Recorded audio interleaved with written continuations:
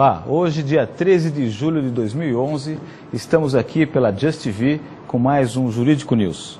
Em nossos estúdios hoje temos a honra de receber o nosso convidado para falar sobre o tema marketing jurídico, o senhor Alexandre Mota, que é especialista em marketing jurídico e apresentador do programa Conversa Legal, aqui mesmo pela Just TV, toda quinta-feira às 17h15. Como vai? Boa noite, doutor. Tudo bem? Boa noite, Luiz. É um prazer aqui estar no seu programa. Obrigado pelo convite. Uma boa noite a todos os internautas que estão vendo. E sobre o nosso tema, marketing jurídico, o nosso radar jurídico. Produção.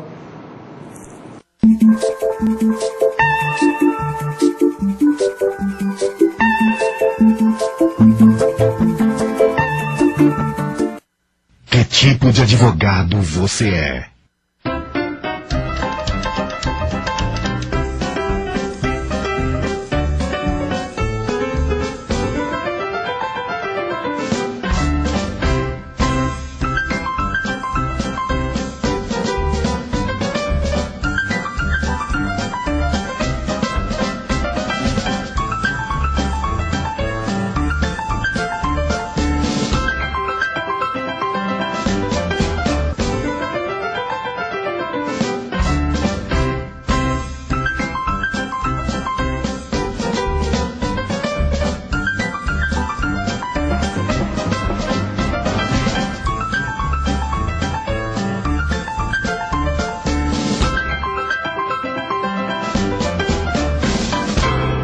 Que tipo de advogado você quer ser?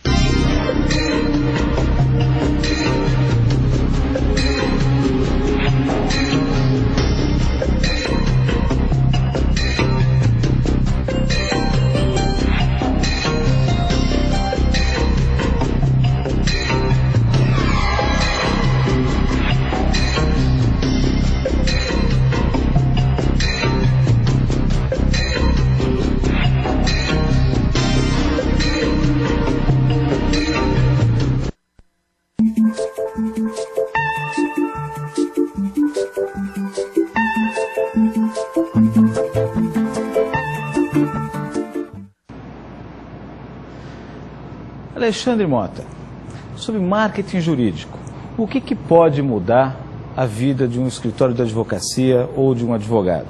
Como que pode ser o advogado sem o marketing jurídico e depois do marketing jurídico? O que o marketing jurídico pode fazer pelo advogado ou o escritório de advocacia? Olha, sou muito tendencioso para responder isso, né? Mas eu acho realmente que o marketing jurídico muda a vida completamente do escritório, né? A gente acabou de ver aí um vídeo que mostra um advogado desestruturado e um pouquinho mais estruturado, né? Então, o marketing jurídico, o que ele traz? Ele traz uma certeza de estar estruturado perante um mercado que você gosta e quer ser conhecido, né? Então, o marketing jurídico, ele traz uma fase que a gente chama de estruturação, onde você cria ou mantém ou melhora a sua imagem corporativa, que é o que o mercado vai perceber de você. Eu vejo muitos escritórios, viu, Luiz, que acham que tem uma imagem passada para o mercado de uma maneira correta e não acontece, o mercado não percebe isso deles. Então, o marketing jurídico traz hoje, principalmente, lógico que a gente vai falar aqui sobre outras coisas, né? A gente vai falar sobre código de ética, provimento 94, mas exatamente. Principalmente a imagem. Sobre essa questão, Alexandre, é o que eu gostaria de lhe perguntar. É meio complicado falar de marketing para advogado quando ele tem no seu Estatuto da Advocacia e da OAB, a Lei Federal 8.906 de 94, lá no seu artigo 34, o inciso 4, que diz o seguinte: constitui infração disciplinar, angariar ou captar causas com ou sem a intervenção de terceiros. Como é que pode o advogado se relacionar com, vamos chamar, mercado, através de um profissional da área de marketing? Pois é. Sem que ele vá infringir esse dispositivo disciplinar. Realmente é uma coisa bem complicada hoje.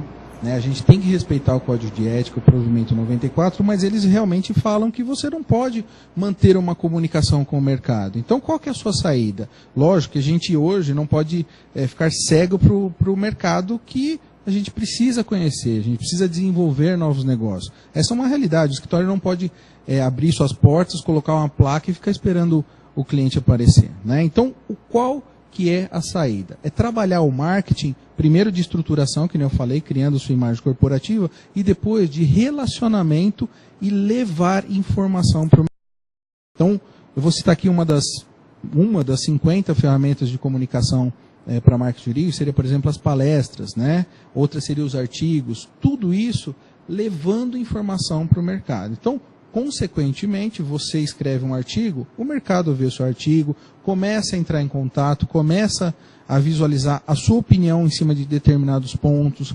Mesma coisa para palestra, mesma coisa com o networking que você vai desenvolver em redes sociais, em ações sociais, né? Então a verdade é que a gente não pode sair vendendo para o mercado, a gente não pode fazer isso, ponto final. Só que a gente pode sim criar relacionamentos e levar informação para esse mercado. Tem também no Regulamento Geral da OAB uma série de vedações para o advogado. O advogado, por exemplo, ele não pode fazer propaganda em rádio e televisão. Como é que se pode fazer um trabalho de marketing com o escritório de advocacia com restrição de ferramentas de comunicação tão importantes e tão abrangentes quanto a televisão e o rádio? Você sabe, Luiz, que essa é uma das principais reclamações que eu tenho, que os advogados comentam para mim em cima do Código de Ética, né? As duas ferramentas, as principais, rádio e TV, são indisponíveis aí para o advogado. Eu não posso veicular o meu trabalho através delas. E não pode mesmo, e esse é um ponto decisivo. O que a gente pode trabalhar, que nem eu comentei as palestras, que nem eu comentei os artigos, é sim usar espaços como aqui o programa, né, como o meu programa, o Conversa Legal, para levar essa informação ao mercado, né? Existem tópicos aí que as assessorias de imprensa e as mídias estão precisando saber, precisam ter advogados focados em determinados pontos, e você precisa se deixar disponível ao mercado para ele buscar você, sendo você um especialista naqueles determinados pontos. Tá? Hoje a palavra especialização é uma tendência totalmente aí no mercado. Alexandre, com o advento da internet, muita coisa mudou em relação ao Estatuto da Advocacia, não, em relação ao Regulamento Geral da OAB. Porque essa vedação ético-disciplinar já existia desde 1963, salvo engano, já estava na Lei Federal 4.215. O Regulamento Geral e a resolução do Conselho Federal fizeram alguma restrição em relação à utilização do serviço virtual da internet? Dos sites, redes sociais, você está comentando? Isso.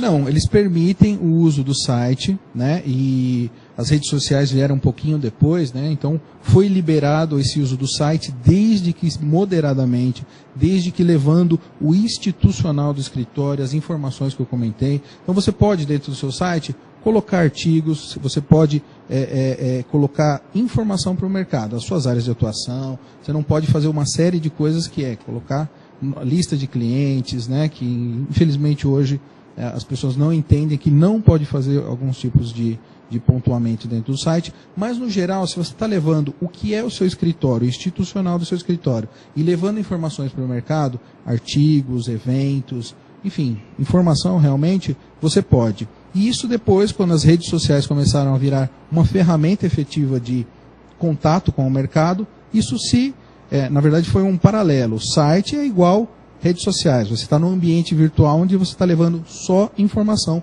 e não venda efetiva para o mercado. Existe uma situação muito interessante, que é essa que você mencionou, Alexandre, de que tem alguns advogados que reclamam dessas restrições à publicidade na OAB. Mas se você observar bem, inclusive o percentual de aprovação de bacharéis em direito nos exames de ordem, né, que é o que faz a diferença entre um bacharel em direito e um advogado, é a inscrição na OAB. Ele tem que fazer o exame de ordem, passar no exame de ordem para se tornar advogado. como se ele quiser ser, esse bacharel em Direito, quiser ser, por exemplo, magistrado, ele tem que prestar concurso público com magistratura. Se ele quiser ser promotor de justiça, ele tem que prestar concurso público no Ministério Público. E é justamente essa prova, esse concurso, que diferencia o bacharel em Direito dos outros profissionais. E o que acontece é que, se esse número de reclamações que você está recebendo, deve ser em razão da falta de conhecimento das razões pelas quais o Conselho Federal da OAB, na sua resolução, estabeleceu essas restrições. Por exemplo, entendo eu que se um internauta passar por um escritório de advocacia ou acessar um site onde está dizendo ali, escritório de advocacia simplesmente, e especialidade ali, o que ele faz, né? Vamos supor que está ali uma placa ali escrito causas civis, trabalhistas e criminais. Eu diria para você que eu suspeitaria de que nesse local, nesse anúncio dessa placa ou do site da internet, por trás não deve ter um profissional da advocacia, deve ser alguém que não seja inscrito na OAB.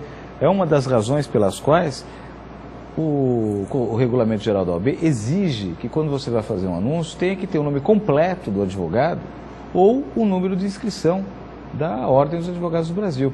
Aliás, e o número de inscrição da Ordem dos Advogados do Brasil, porque você vai ter certeza de quem está por trás daquele anúncio é um profissional e não alguém que esteja praticando ilegalmente o exercício da profissão. Essas reclamações que você ouviu, você percebe que há esse senso de razão pela restrição ou não? Na verdade, eu concordo com o que você está comentando. Eu acho que é importante a gente ter os advogados capacitados, passando no exame da ordem, né? E concordo também que a placa seria muito suspeita aí, né? Para a gente correr atrás e ver que a gente não tem um profissional capacitado ali. Mas essas reclamações que eu recebo também do advogado, que tem o seu escritório, tem o seu número na OAB, né? Ele se vê podado, na verdade. Ele se vê com dificuldade de acessar um mercado, ou pelo menos não tem um conhecimento aí do marketing jurídico, para acessar um mercado que ele gostaria de ter um relacionamento, né? Então, ele tem esse tipo de reclamação, eu percebo, mas ele também tem a reclamação dele achar que ele está incapacitado, impotente perante várias ferramentas de marketing e as ferramentas permitidas no marketing jurídico.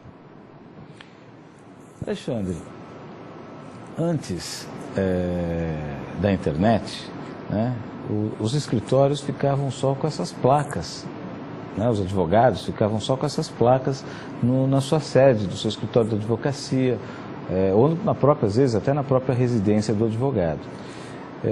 Atualmente não, atualmente tem internet, tem anúncio em jornal, anúncio em revistas, né?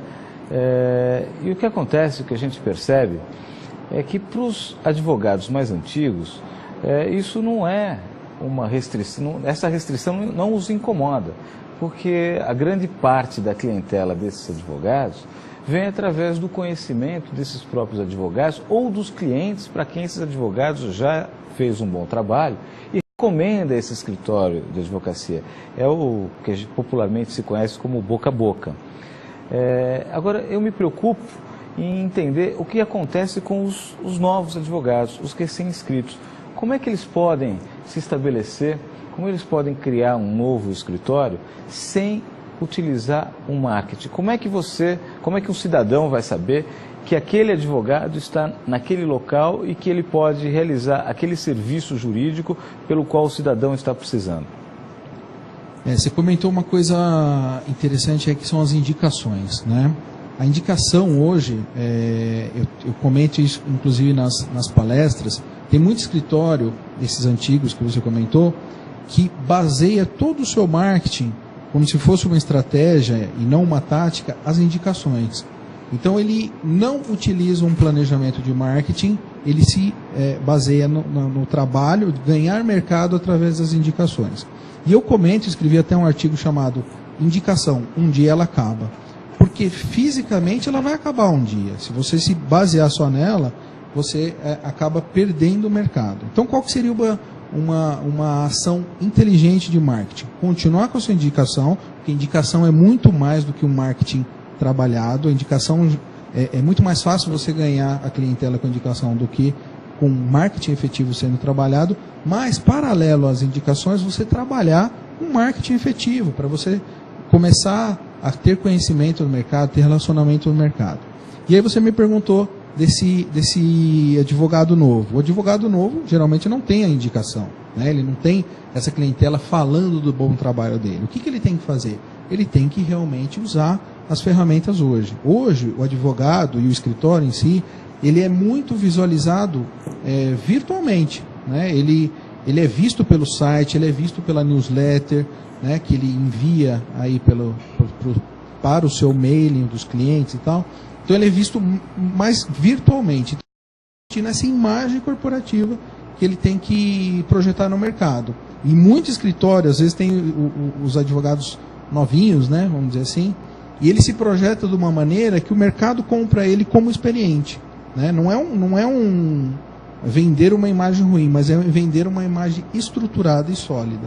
Então, eu diria para o novo advogado para ele se vender, né? E vender, eu coloco entre aspas, de uma maneira organizada e especializada. Especializada, que nem eu falei, é realmente a bola da vez. Você tem que ser especializado. Do mesmo jeito que eu não sou marketing, eu sou marketing jurídico, você deveria, como advogado, ter uma especialização no mercado.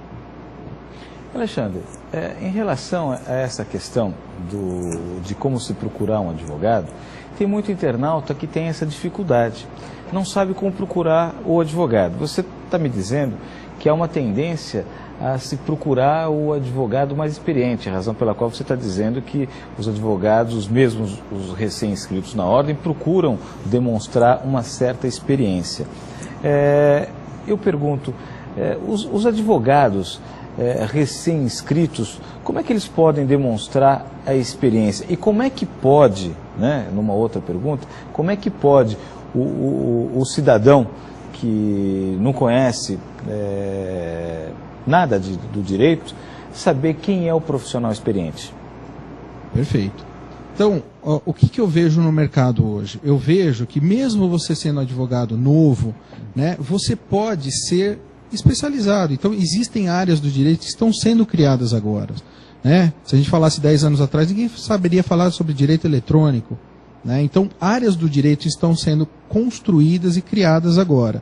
Você, como advogado novo, e voltando a palavra especialização, você pode sim ser um advogado novo especializado em determinado ponto do mercado. E o mercado, tendo a necessidade deste determinado ponto, vendo você como especialista, ele vai te procurar, independente da sua experiência de 10 anos, 20 anos. Tá? Por quê? Porque você estudou os assuntos, você sabe do que está falando.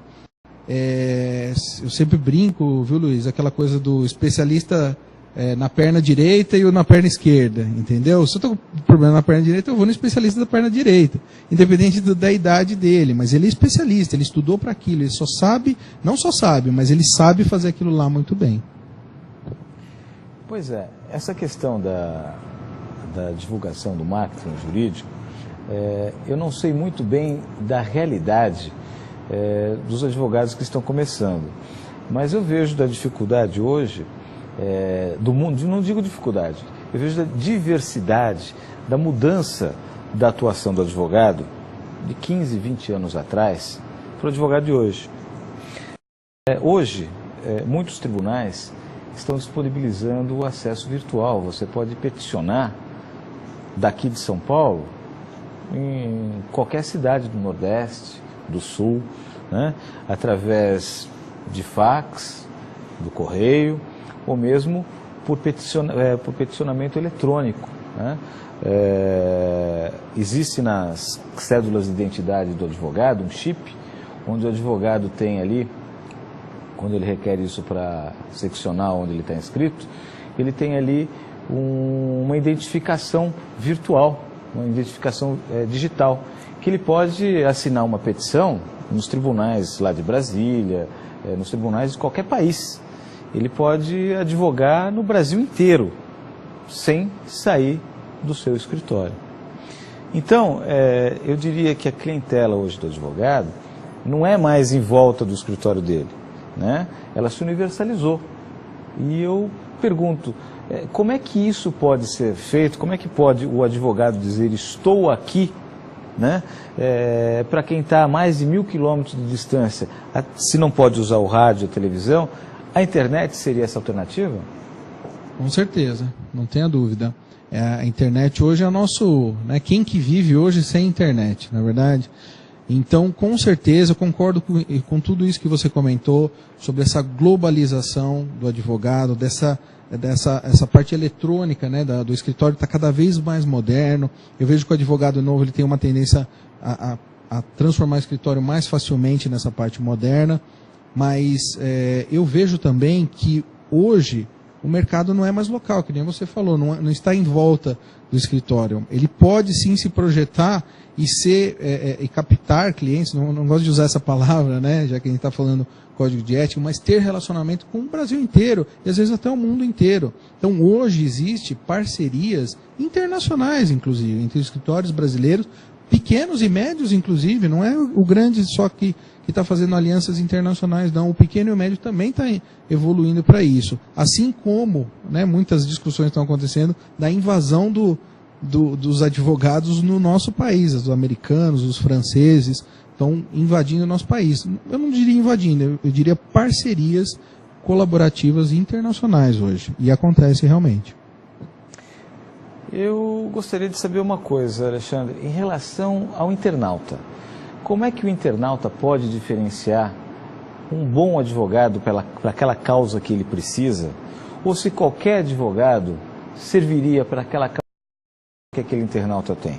Mas a resposta a essa pergunta eu gostaria que você respondesse depois dos nossos comerciais. Perfeito. Produção, um intervalo, por favor.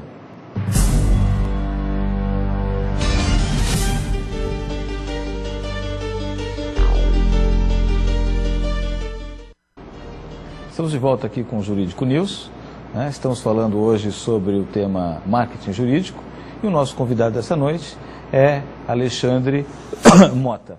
E no bloco anterior eu deixei uma pergunta no ar que foi a seguinte: Alexandre, como é que o internauta pode identificar qual que é o melhor advogado para a causa dele específica que ele tem? Ou qualquer advogado serviria para qualquer causa de qualquer internauta? Não, a verdade é que existe um advogado certo para a causa certa, né? Então, se você só tem disponibilidade de avaliar esse advogado através do site, por exemplo, você precisa, ou da internet, vamos falar internet, não só o site, você precisa levar em consideração alguns pontos. Coloque o nome dele no Google, vê o que aparece, vê se esse cara está gerando dentro do site dele artigos sobre aquela área, vê se esse cara já ganhou causas daquela área. Se o cara não tem artigo, se ele não ganhou causa, se ele não está em evidência no mercado virtual, Google, o site dele, a newsletter, se ele não tem esse tipo de bagagem para mostrar para o mercado, provavelmente ele só está falando que faz a área, mas ele não tem uma experiência muito grande. Então, se você comparar dois sites, um que o cara está falando exatamente aquelas coisas, ele aparece em entrevista, ele aparece no Migalhas, ele aparece em Conjura, ele aparece em um monte de site falando sobre aquilo lá, esse cara com certeza ele tem uma experiência muito maior do que o outro, que não apareceu em lugar nenhum, não tem artigo, só simplesmente está falando que faz a área, mas ele não comprova nada. Alexandre, uma boa dica para o internauta que está precisando contratar um advogado. Mas eu tenho escutado dizer que entre uma propaganda e uma indicação de um amigo, de um parente sobre um advogado, o internauta fica mais tendencioso a contratar aquela pessoa que lhe foi indicada, que ele conhece. É verdade isso? É verdade. Olha, é aquela coisa, você compartilha a experiência de outra pessoa, né? Você está usando, né, a experiência que a pessoa está te indicando, ela já vem como bagagem, ela já vem como aquela bagagem emocional e física, inclusive, de ter um parceiro, né, para aquilo lá. Então, é muito mais fácil você contratar um dentista que já atuou com o seu amigo e seu amigo está feliz com a atuação dele, ou um médico e um advogado, do que você bater na porta de alguém ou você pesquisar na internet. Então, que nem eu falei no bloco anterior, marketing efetivo, traz resultado, mas nunca por melhor que seja feito, vai bater uma indicação, tá? Indicação está aqui, marketing está aqui. Lógico, que eu não vou nem voltar no assunto de que indicação um dia ela acaba. Mas ela é muito importante aí para o mercado. Agora que você comentou, eu refletindo sobre a tua resposta, passei a entender um pouquinho melhor. Então, eu estou imaginando que o cidadão, o internauta que precisa contratar um advogado, e quando ele pede uma indicação, ele recebe uma indicação, ele transfere para essa pessoa indicada a credibilidade de quem o indicou. E aí eu começo até a entender porque quando esse profissional indicado não dá certo, ele vai brigar com quem indicou ele, não é isso? Exatamente. Ele transfere a credibilidade. Exatamente, ele transfere a credibilidade. Quando dá errado, o cara fala, poxa, você me indicou aquele cara, me deu aquele problema e tal, como se a culpa fosse tua. Né? E a tendência é dividir, é jogar a responsabilidade para o outro, né? Porque se ele vai buscar sozinho, com essa forma que você muito bem orientou os internautas, de buscar na internet, de verificar se o profissional está em evidência, atua ou já atuou naquela área, né? Aí a responsabilidade é dele sozinho, ele não pode culpar ninguém, né? Exato. Então, realmente essa transferência de credibilidade aí no mercado através da indicação. Alexandre, diz uma coisa, e como é que fica o custo financeiro de uma assessoria jurídica? Isso só está ao alcance dos grandes escritórios, dos médios escritórios, os pequenos escritórios, os advogados que estão começando, tem alcance ao custo desse serviço de assessoria jurídica? Perfeito. De marketing jurídico, desculpa. Marketing jurídico. Olha, hoje é um grande erro achar que só o grande pode ter uma assessoria, uma consultoria de marketing jurídico, né? Eu, por exemplo, sou focado em escritórios pequenos e médios, justamente porque o grande já tem a sua consultoria, já atuou em marketing, já tem o seu trabalho estipulado aí no mercado. Então, o foco é escritórios pequenos e médios, justamente para ajudar esse cara a entender como fazer o marketing jurídico e como evoluir perante o mercado. E os custos, logicamente, eu não posso ser focado em escritórios pequenos e médios e ter um custo de escritório grande. Então, os custos são adequados para o escritório pequeno mesmo. Só para ter um parâmetro, o menor custo de um marketing jurídico para um escritório pequeno, um advogado que está começando, pode ser menor do que um salário mínimo?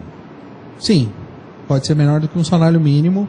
Para você ter ideia de como é fácil você ter acesso, vamos dizer, aos segredos, entre aspas, do marketing jurídico. Lógico, cada caso é um caso, cada objetivo é um objetivo, ponto forte, ponto fraco. Então é preciso uma análise prévia antes de você criar um plano de ação para cada escritório e aí saber efetivamente quanto você vai gastar na sua jornada aí de talvez um ano investindo no seu marketing jurídico. Alexandre, nós temos algumas perguntas aqui dos internautas, mas estamos chegando ao final do programa e não vamos ter tempo de poder ver elas respondidas aqui no ar, ao vivo.